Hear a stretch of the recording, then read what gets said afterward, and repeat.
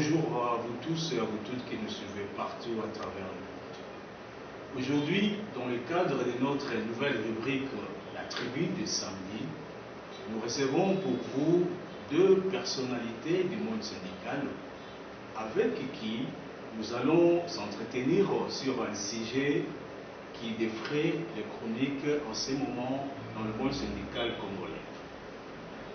Avant d'y arriver, je vais demander à les invités de se présenter pour vous. À ma droite, les camarades peuvent se présenter et puis les camarades de gauche vont le faire aussi. Merci camarade Eli, je suis le camarade patient Lushimbo Kasongo, secrétaire national chargé des relations extérieures du syndicat national des informateurs, SINAR en sigle. Et à gauche, nous avons... Je suis le camarade de Mili Lola Longomo, le secrétaire général du syndicat des travail libre. Ok, merci d'avoir répondu à notre invitation. Aujourd'hui, le monde du travail congolais est bousculé. On ne comprend plus qui dirige l'intersyndical.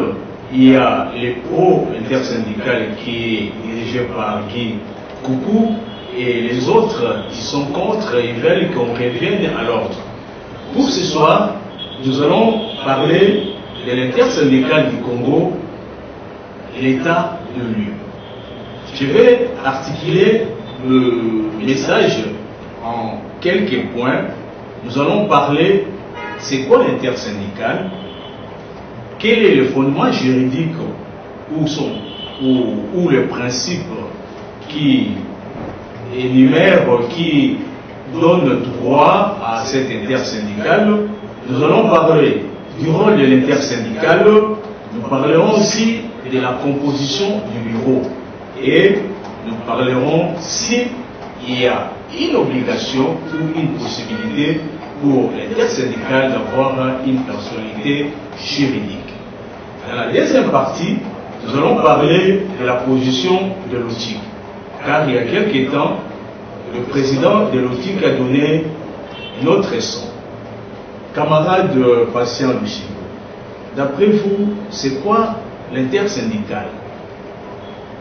Merci camarade Eli, je tiens tout d'abord à vous remercier de l'invitation que vous m'avez lancée, ce qui prouve à suffisance combien vous me tenez à cœur. Pour répondre à votre question, c'est quoi l'intersyndical? L'intersyndical, c'est l'ensemble des syndicats représentatifs dans une entreprise. Suivant le terme d'aujourd'hui, l'intersyndical, comme ça concerne l'intersyndical national du Congo, moi, à ce que je sache, c'est l'ensemble de tous les syndicats ayant au moins un siège en République démocratique du Congo. Voilà un peu ce que j'ai trouvé comme définition. Et pour le camarade Lola, l'intersyndical du Congo, c'est seulement un groupe de syndicats ou bien c'est quoi? Merci beaucoup camarade, c'est pour cette initiative. Je voudrais d'abord préciser le sens de mon intersyndical. Nous voyons international, interparlementaire. Donc, il y a une liaison entre certaines structures pour les bons fonctionnements. Les syndicats sont créés avec leur autonomie. Mais les termes intersyndical, donc c'est une création, c'est un terme qui concerne la profession syndicale. Il n'y a que nous-mêmes qui maîtrisons ce sens. Certains employeurs ne savent pas quel est le sens de l'intersyndical. Mais dans une entreprise, lorsque il y a plusieurs syndicats qui y sont représentés, les corps constitués par ces syndicats représentatifs dans une entreprise, c'est ce que nous appelons l'intersyndical. Et mutatis mutandis, pour les cas de la RDC où on trouve une pluralité de syndicats, il reste des syndicats, L'intersyndical serait l'ensemble des syndicats qui sont enregistrés à la fonction publique et au ministère du Travail, Emploi et Droits sociaux. C'est ça le sens même de l'intersyndical. C'est-à-dire, nous tous qui sommes des syndicats, nous constituons les corps que nous appelons intersyndicats.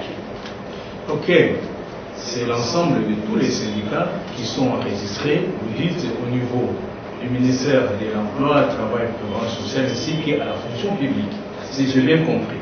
Alors, y a-t-il un fondement juridique, un texte, des textes légaux qui institue cette intersyndicale nationale du Congo, camarade Passé? Merci, camarade Deli. L'intersyndicale d'abord est un mouvement ponctuel.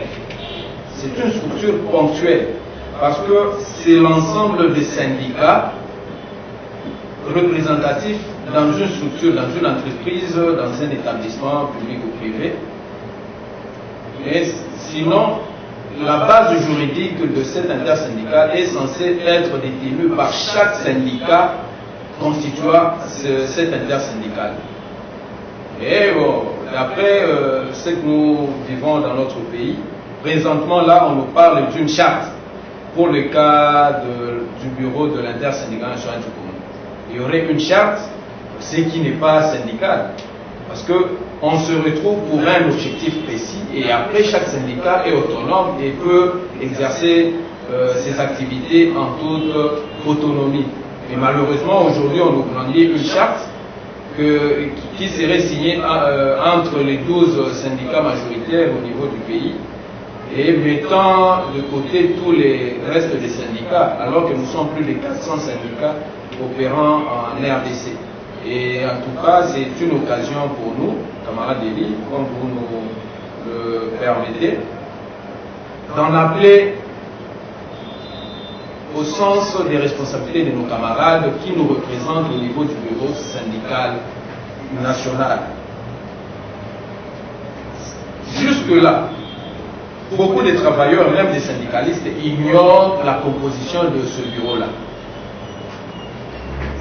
Donc, je vous interromps un peu parce qu'on va parler de la composition du bureau. Okay, merci. Mais moi, je voudrais savoir, y a-t-il un fondement juridique, ça veut dire des textes légaux qui instituent l'intersyndicale nationale du Congo, camarade de Lola? En tout cas, vous savez que le syndicat est créé sur base de la loi. Il y a des lois internes. Il y a aussi des lois internationales qui sont des conventions. Et aussi, il y a des recommandations de l'OIT. Bon, dans tous les textes que j'ai lus, je n'ai pas trouvé un fondement juridique d'une certaine intersyndicale. Quand vous lisez le Code du travail, de son article 230, jusqu'à l'article 254, on parle des syndicats. Et ce sont les syndicats qui peuvent se fédérer, se confédérer, s'unir et avoir une base, un fondement juridique. On reconnaît aux syndicats d'être autonomes, soit en confédération, en fédération ou bien en union. Partout ailleurs dans tous les textes que j'ai lus, moins que ce soit des nouveaux textes que je n'ai pas encore lus, il n'y a pas donc un fondement juridique de l'intersyndical. Ce sont des organisations donc, humaines et chaque pays peut s'organiser pour créer une certaine harmonie dans les fonctionnements. Donc il n'y a pas vraiment un fondement juridique de l'intersyndical.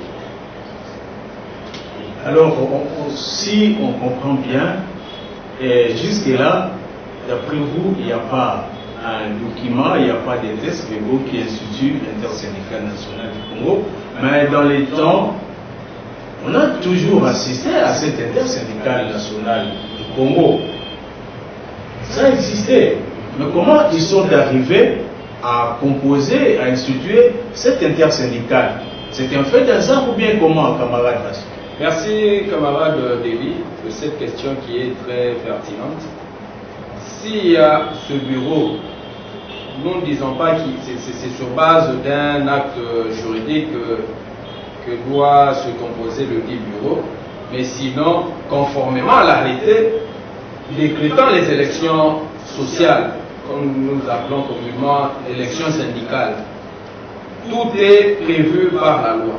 C'est à l'issue de chaque édition électorale que la majorité ou les syndicats majoritaires sont classés en ordre multiple. Et après, comme le bureau est censé être composé par 12 syndicats, ce sont les 12 premiers syndicats qui sont censés composer ce bureau. Voilà pour ne pas... Alors, si je comprends bien, dans chaque entreprise, après les élections, il y a quand même des syndicats qui sont arrivés en ordre utile. Pour besoin de la cause, on fait d'office un classement des syndicats pour rencontrer l'autre partenaire, les employeurs. Et c'est je pense que c'est de là qu'est sortie l'idée de l'intersyndical. Parce que si vous lisez dans le mesure, l'arrêté, les derniers arrêtés du ministre 048, vous verrez quelque part là, on parle du bureau, de la délégation syndicale. Est-ce qu'on n'a pas tiré cette légitimité de ces dispositions-là contenues dans cet arrêté? Si je peux compléter les camarades des patients, oui, camarades. L'histoire de l'intersyndical ne date pas du tout. Par le passé, il y avait aussi ce pluralisme syndical, il y avait beaucoup de syndicats. Alors, que dans la tripartite, dans le cadre des concertations sociales, le gouvernement trouve que convoquer une réunion de l'intersyndicale et être en face des 50, 60, des centaines ou centaines de syndicats, ça serait quelque chose d'impossible. On manquera même un local. Même au niveau de l'Assemblée nationale, vous voyez 500, mais c'est beaucoup.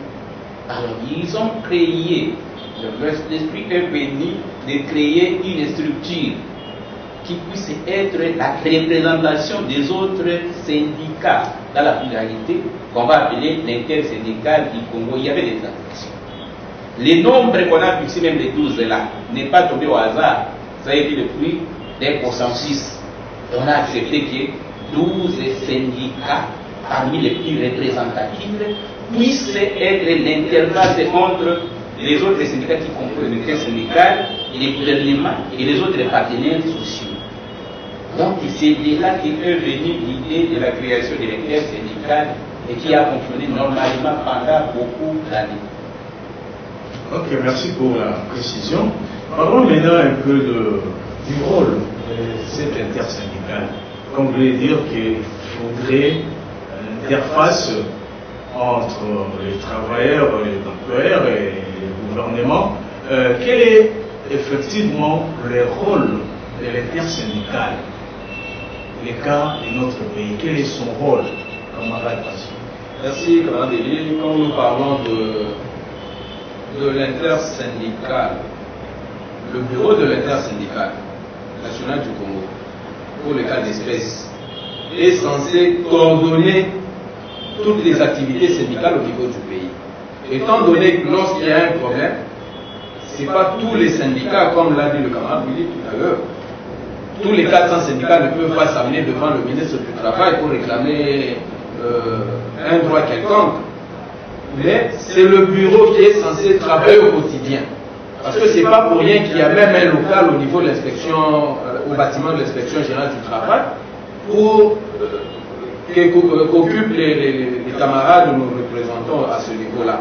Donc c'est pour traiter au quotidien toutes les questions liées aux activités syndicales. C'est la coordination. Le bureau de l'intersyndical national du Congo, c'est la coordination de toutes les activités syndicales au niveau national. Mais sinon, si nous devons parler du rôle de l'intersyndical dans son ensemble, l'intersyndical, c'est tout un corps constitué de tous les syndicats, comme l'a dit le camarade Willy, représentatifs au niveau de notre pays. Et là, on obtenu au moins un siège, parce que pour être opérationnel, il faut avoir au moins un siège dans une entreprise publique ou privée. Voilà un peu ce que je peux entendre. Camarade, le rôle de l'intersyndical est d'abord représentatif. parce qu'ils représentent les autres syndicats qui ne peuvent pas, au regard de leur nombre, aller raconter les partenaires dans les troïkas. Nous voyons le gouvernement, les syndicats des employeurs et nous les syndicats des travailleurs. Et nous qui représentons les syndicats des travailleurs, étant donné que nous sommes très nombreux, nous nous sommes choisis le principe pour envoyer comme nos représentants les 12 premiers syndicats représentatifs. Donc ils ont ce rôle-là, c'est une délégation de l'intersyndical. Le bureau qui constitue là, c'est une délégation de l'intersyndicale nationale, il est bien dit nationale. C'est-à-dire même les syndicats qui n'ont leur siège que dans les provinces. Donc, et qui sont ici à Kinshasa, les 12 là, représentent tout ce monde. Alors, étant donné qui sont notre représentant, notre représentation, donc ils jouent des charnières contre nous et le gouvernement, nous et les autres partenaires sociaux. Ça, c'est le rôle de l'intersyndical. Ils doivent coordonner les activités syndicales. Bien sûr. Parce que nous ne serons pas tous appelés à participer à aller à une réunion, par exemple, de l'OIT. Donc, s'il faut aller tous, peut-être il faut nous autant d'avion. Mais ils y vont au nom de l'intersyndical. Donc, nous avons ce rôle-là de représenter et de coordonner les activités syndicales. C'est ça qui nous doit de parler maintenant de la composition de ces bureaux de l'intersyndical. Comment c'est fait cette composition? Vous l'avez effleuré au début là. Dans la pratique, qu'en est-il au GC? S'agissant de la composition du bureau de l'intersyndical, nous avons dit qu'il y a ce sont les 12 premiers syndicats ou les syndicats majoritaires ou les plus représentatifs au niveau du pays qui occupent ou qui animent ce bureau-là. Et malheureusement, nous constatons que cela n'a pas atteint son objectif. Parce que l'objectif, c'est de concourir à l'amélioration des conditions sociales des travailleurs et aussi renforcer l'efficacité de l'action syndicale au niveau du pays. Et jusque-là, nous constatons que ce bureau-là s'est retiré, évolue en vase clos. Je ne sais pas si je peux poursuivre. Oui, vous allez poursuivre tout à l'heure. Oui, camarade là, s'il parle de la composition, moi j'attends, là où nous passons, que beaucoup de syndicats ne sont pas unanimes quant à la composition actuelle du bureau de l'intersyndical national. Et comment ils sont arrivés à choisir ces 12 syndicats-là? Vous avez dit les plus représentatifs. Expliquez un peu à l'intention de ceux qui nous suivent, c'est quoi un syndicat les plus représentatifs et comment ils sont arrivés aux 12 là. Je commence par expliquer les syndicats les plus représentatifs. C'est ces syndicats qui, à l'issue des élections, a obtenu le plus grand nombre de sièges et le plus grand nombre de suffrages lors des élections. Et on les classe souvent, c'est le ministère qui s'en charge, qui classe et fait un classement des syndicats les plus représentatifs. Et dans la composition, parce que je disais tantôt que l'intersyndical ne date pas d'aujourd'hui. Donc il faut interroger le passé. Dans le passé, c'est comme, parce que c'est une initiative qui est venue des entreprises. Au niveau des entreprises, il y a des intersyndicats qui y sont constitués. Et les syndicats qui président, qui coordonnent, qui est le porte-parole, c'est les syndicats qui ont obtenu la majorité des sièges. Et étant donné que l'intersyndicat est connu sur ces modèles-là, par le passé, c'est le syndicat qui est venu le premier, qui a obtenu beaucoup de sièges, qui préside ou bien qui coordonne, le coordonnateur, bon, quel que soit le nom, on peut l'appeler président, c'est les syndicats majoritaires par le passé. Oui, donc par le passé. Oui. Aujourd'hui, ce n'est pas le cas. Ce n'est pas le cas. Je ne sais pas s'il y a eu un consensus, hein. Cette fois-ci, il y a eu un consensus. Bon, Je ne sais pas. On est passé soit par les élections, je ne sais pas qui a élu. Parce que pour élire, il s'agit d'élire, c'est tous les syndicats qui constituent l'intersyndicale qui devaient élire. Mais on apprend qu'il y a eu des élections et qui ont abouti à la désignation d'un camarade, bon, c'est le camarade qui préside actuellement, et vous se connaissez tous. Oui. Alors, donc maintenant c'est comme ça que ça fonctionne, je ne sais pas. Donc ça a été une création récente où on a abandonné la règle qu'on appliquait autrefois. Donc, à vous comprendre, la composition actuelle du bureau de l'intersyndicale, on n'a pas tenu compte de ces critères-là qui est les syndicats, oui, la représentativité. Parce que si on comprend bien aujourd'hui, celui qui préside la coordination, c'est la CDT. Et si on voit les classements, et je dis bien, les dernières élections de 2008, la CDT occupe la 5e position. Comment on est-il arrivé par là, camarade? Est-ce que votre syndicat, le SINA, a été contacté et a donné sa voix pour qu'on puisse composer ces bureaux? C'est ainsi que je dis que les activités syndicales sont prises en otage par une clique d'individus, pour ne pas parler de syndicats. Vous verrez que le classement qui doit motiver la composition du bureau est intact. C'est la CSC qui vient en première position, ainsi de suite. Mais avec la nouvelle composition, la nouvelle configuration du bureau, comme ils l'ont appelé coordination du bureau de l'intersyndicale nationale du bureau, nous voyons c'est la CDT qui coordonne. Maintenant, nous nous posons la question, comment est-ce que nous sommes en arrivés là? Parce que la base, nous constituons la base, les syndicats, les autres syndicats qui ne font pas partie du bureau, nous constituons la base. La base n'a jamais été consultée par rapport à ça. Nous ne sommes jamais passés au vote. Et c'est de la tricherie. En tout cas, permettez-moi de dénoncer cette façon de faire les choses. Parce qu'un syndicaliste, c'est un légaliste par excellence. Un syndicaliste ne peut pas évoluer dans l'illégalité. Mais c'est quelqu'un qui veille sur le respect des textes. Comment le classement met la CSC en première position, mais en pratique, c'est la CDT qui chapeaute l'action syndicale au niveau du pays.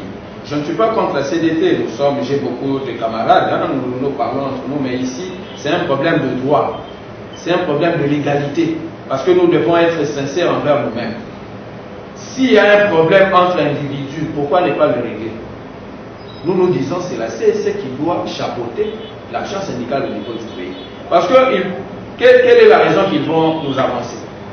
Qu'ils travaillent bien par rapport à celui qui a été destitué?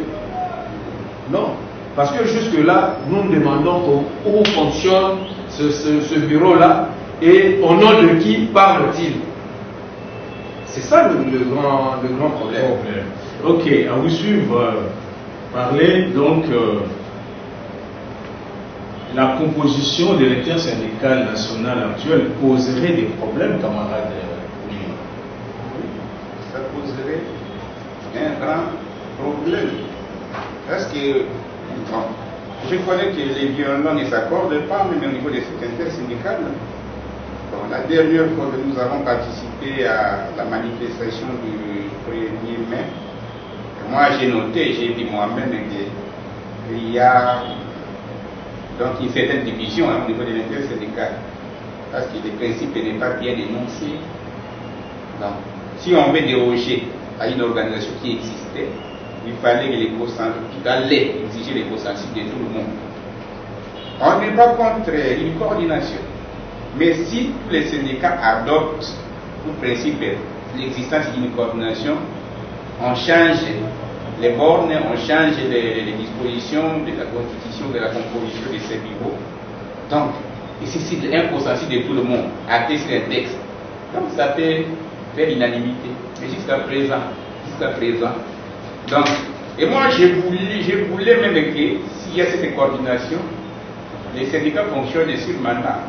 S'il y a une coordination qui soit rotative, avec détermination des mandats, celui ici aura par exemple les 3 ans ou bien 5 ans. Et après les 5 ans, c'est quelqu'un d'autre qui passe.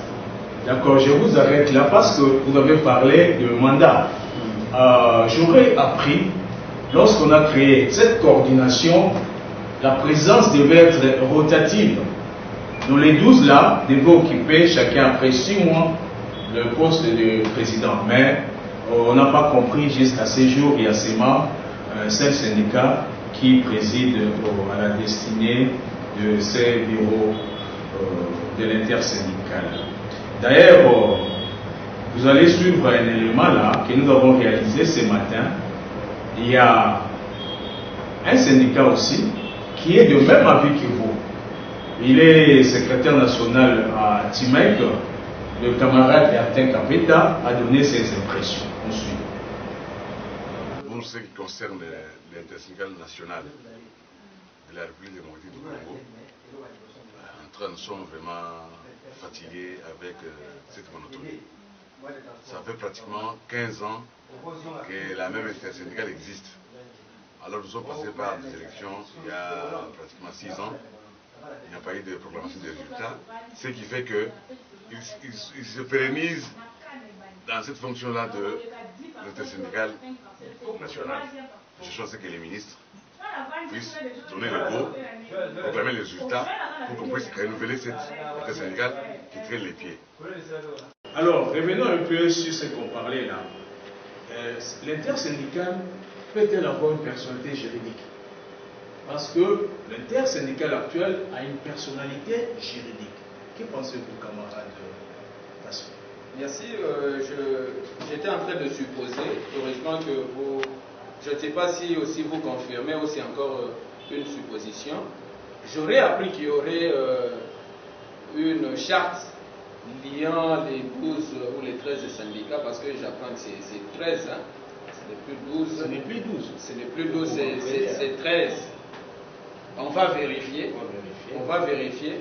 Mais sinon, je me dis, non, l'acte juridique, parce que nous disons que l'intersyndical, c'est une structure ponctuelle. La base juridique de cette structure est censée être détenue par chaque syndicat composant la dite structure.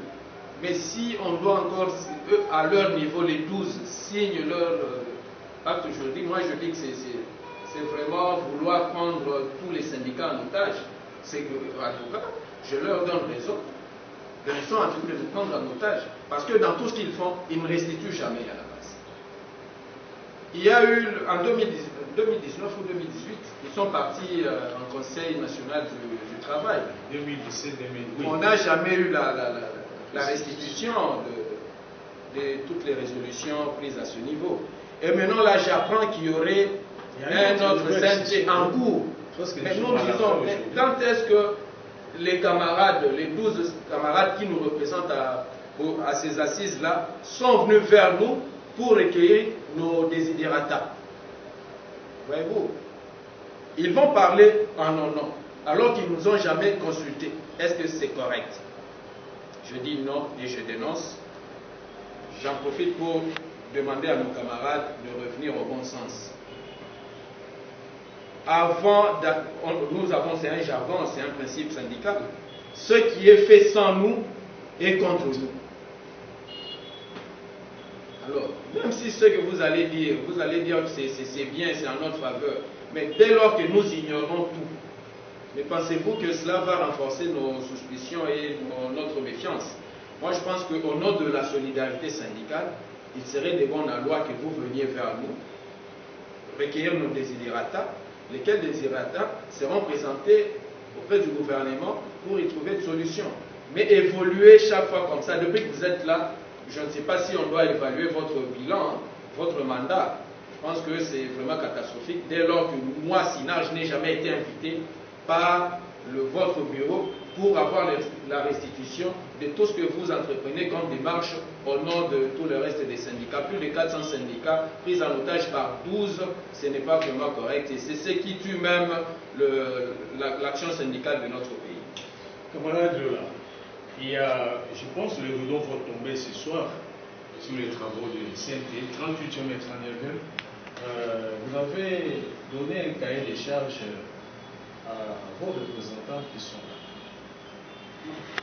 Un camarade, je suis désolé.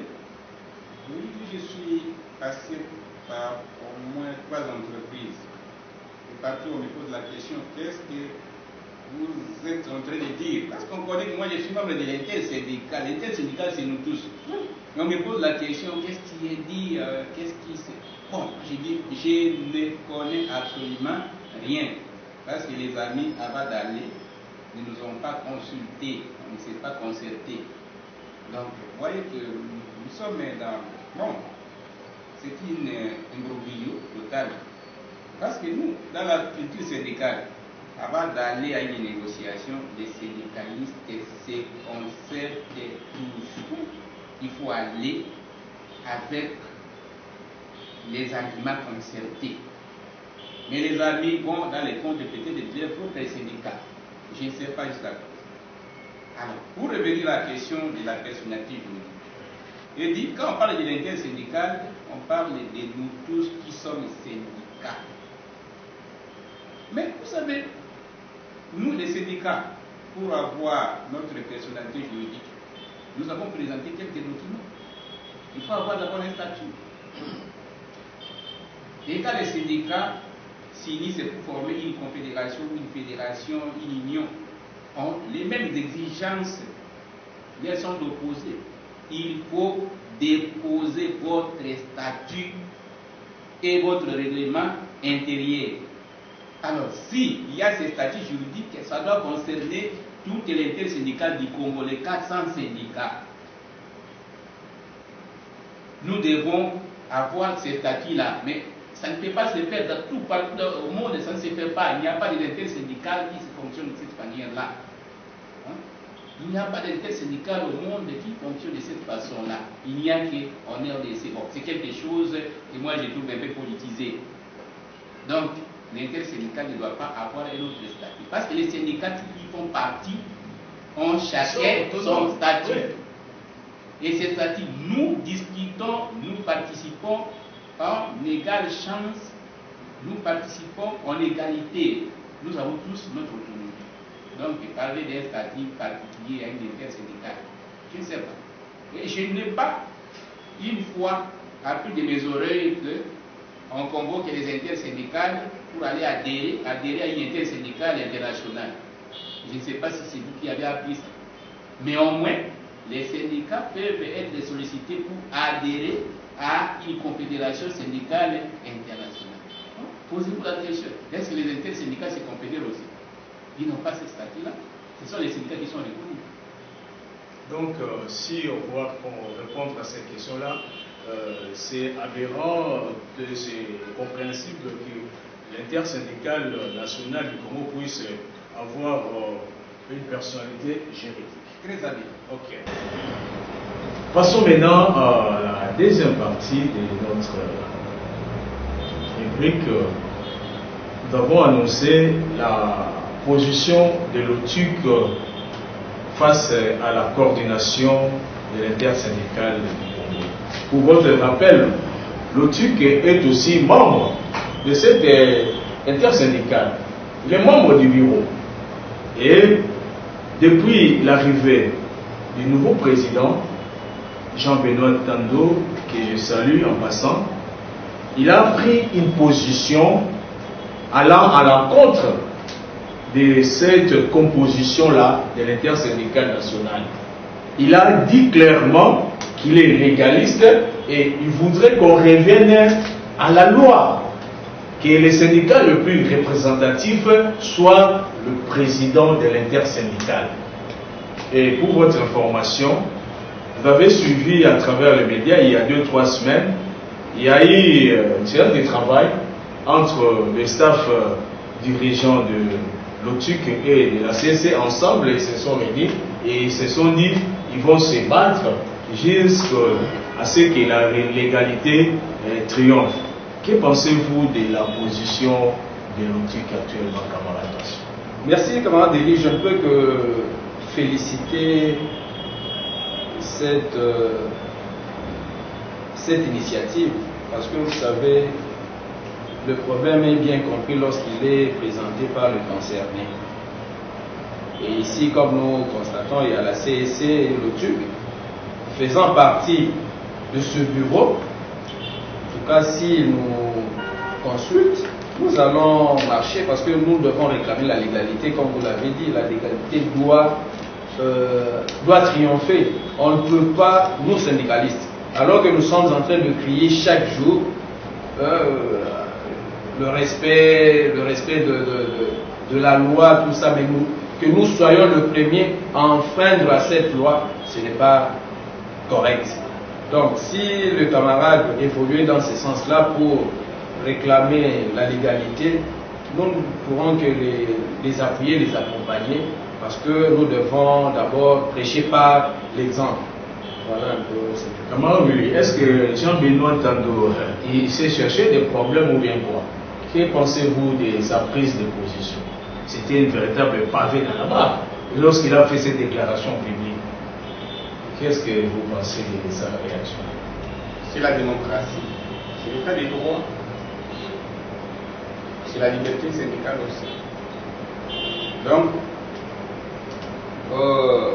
Jacques Benoît est membre de cette intersyndicale, il est dans cette maison. Dans les bureaux, bien sûr, il est membre de l'intersyndicale, mais surtout aussi de ces niveaux-là. Mais lorsqu'on s'aime, on doit se dire de vérité. Donc on cherche la légalité, la régularité des choses. On est démocrate. On est démocrate. Et lorsque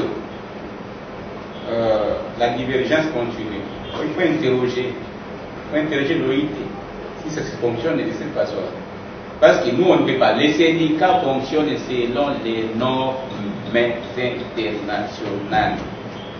Alors, si on commence à fonctionner donc à l'opposition de ces normes internationales, donc le dernier on parle, c'est l'OIT. On pose la question à l'OIT, est-ce que faut-il fonctionner comme ça ou faut-il fonctionner comme ça? Je disais en passant qu'au moins qu'il y ait consensus. Le consensus, c'est quoi?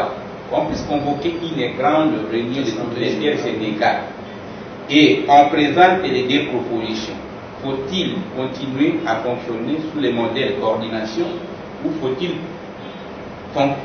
revenir au modèle de fonctionnement d'avant? Alors, on va trancher. Et comme c'est une démocratie, si la majorité donc choisit la voie de la coordination telle qu'elle existe aujourd'hui, donc on opte. Et si la majorité est pour le retour à l'ancien système, on revient à ce système-là. Bon, Jean Benoît n'a pas péché parce qu'il a dit la vérité, c'est ça la démocratie. Ok, la démocratie c'est ça, et nous on dit dans les jargons syndicaux que le syndicat était une école par excellence de la démocratie, donc le président Jean Benoît n'a pas péché. Il y a aussi, pour votre information, un autre syndicat aussi qui s'est rallié derrière l'OTUC. Il s'agit de CGTECO, du président Stanley Indwa. Il a aussi pris sa position, on va l'aborder la prochaine fois. Alors, avant de clôturer notre émission de ce soir, je voudrais vous laisser la parole pour vous exprimer librement pour tous ceux-là qui nous suivent et qui ont besoin d'approfondir leurs connaissances ou bien de vous contacter. La parole est à vous, camarade. Merci, camarade Eli. Tout d'abord, j'aimerais interpeller nos camarades, les 12 représentants des 12 syndicats du bureau de l'intersyndicale nationale du Congo. Nous sommes des frères. C'est pas pour rien que nous nous appelons camarades. Ici, nous n'avons fait que répondre à des questions légitimes et fondées de la part de camarades Eli. Vous savez, le syndicat, ce qui caractérise le partenariat social, c'est le dialogue. Si nous prenons tout le temps le dialogue, pourquoi est-ce à notre niveau cela doit devenir un tabou?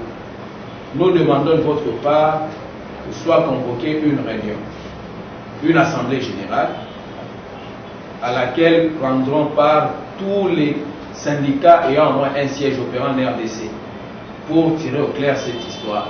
Parce que ça ne sert à rien de continuer dans la dictature, parce que ça c'est de la dictature, et en tant que syndicaliste, nous ne pouvons que désapprouver cette attitude. S'agissant de notre syndicat, nous sommes disponibles et disposés à recevoir vos différentes préoccupations. Et nous allons toujours faire notre mieux pour porter très haut notre action syndicale au niveau du pays, mais avec plus de solidarité syndicale, parce que c'est ce qui nous manque présentement dans notre pays. Chacun ne voit que ses petits intérêts, et qui est perdant dans tout ça, c'est le travailleur congolais qui en pâtit. Le travailleur congolais en général qui en pâtit, ce qui n'est pas une bonne chose, et c'est vraiment suicidaire. Si nous pouvons vraiment revenir à l'unisson, je pense que l'action syndicale RD congolaise ira de l'avant. Merci. Mais où vous pouvez nous donner aussi vos coordonnées téléphoniques? Oui, j'ai sur avenue Cabinda au niveau de Bon Marché. Numéro de contact 082 25 35 021 090 26 89 085. Et encore le RTL 049 42 178. Merci. Et la parole est à vos camarades. Merci beaucoup. Je commence d'abord par réitérer mes remerciements pour cette initiative. C'est la première fois dans le monde syndical qu'on puisse assister à ce que nous sommes en train de vivre actuellement. Nous sommes informés en temps record. Alors, pour revenir à la matière, il y a un adage qui dit la personne qui t'aime, c'est celui qui ne te jette pas seulement des roses, mais qui sait aussi te jeter des épines. C'est lorsque vous marchez bien, vous applaudissez. Lorsque vous ne marchez pas bien, il vous recadre. Ici, nous ne sommes pas en train de nous attaquer à qui que ce soit. Parce que dans les syndicats, c'est les débats. On ne s'attaque pas, mais on peut recadrer le système, le principe. Donc, nous sommes légalistes, respectons les principes. Les principes syndicaux sont bien connus de tout le monde. Nous ne sommes pas contre l'idée de l'existence de l'intersyndicat. L'intersyndicat doit toujours exister, mais c'est le mode de son fonctionnement que nous sommes en train de décrier. Donc, on doit revenir sur la raison. Je disais, lorsque on veut continuer avec ce système-là, qu'on puisse convoquer les états-majors de tous les syndicats pour qu'on puisse trancher définitivement s'il faut continuer à fonctionner selon le nouveau modèle qu'on a créé, ou bien on doit revenir donc au système ancien. Alors que les amis ne puissent pas trouver nous ici peut-être un combat pour l'intersyndicat, parce que nous sommes tous membres de l'intersyndicat, nous sommes tous passés par là, et nous allons encore passer par là. Aujourd'hui c'est les mandats des X, demain ça sera les mandats des Y, et après demain ça sera les mandats des Z. Mais que les modes de fonctionnement soient bien connus, et ceux qui viendront demain puissent continuer dans la même lancée. Donc c'est ce que nous conseillons à tous les amis. Et pour terminer, pendant que nous sommes dans cette transition-là, parce qu'il y a un modèle qui a été déjà créé, que les amis aujourd'hui puissent revenir sur la raison. Lorsqu'ils veulent aller parler au nom de l'intersyndical, qu'ils prennent toujours le temps de pouvoir consulter les autres membres de cette intersyndical. Nous devons être au parfum, que ne soient pas des inconnus qu'on ne soit pas étranger aux histoires qui passent au niveau du syndicat. Et au retour, qu'ils viennent aussi nous restituer ce qu'ils ont dit, arrêter comme résolution suite d'une négociation quelque part. Oui. Donnez vos coordonnées. Pour nous trouver facilement, nous sommes au croisement des avenues Kabalo et Mouchi. Donc sur la chaussée Mouchi, nous sommes aussi Kabalo et SA15, dans la commune de Lingwala. Les coordonnées téléphoniques 081 069 30 01. Je vous remercie pour votre disponibilité, chers camarades. Quant à vous qui nous avez suivis, qui nous avez prêté votre attention, c'est une nouvelle rubrique que nous avons inaugurée aujourd'hui. Vous serez le bienvenu pour venir intervenir aussi comme nos deux invités de ce soir. Dans l'entretemps, nous vous disons, restez branchés sur TMT, Télévision du monde du travail, c'est du nouveau dans le monde du travail. Et venez surtout nous encourager. Nos coordonnées sont là, au bas de l'écran. Nous sommes disponibles à vous rencontrer. Bye bye.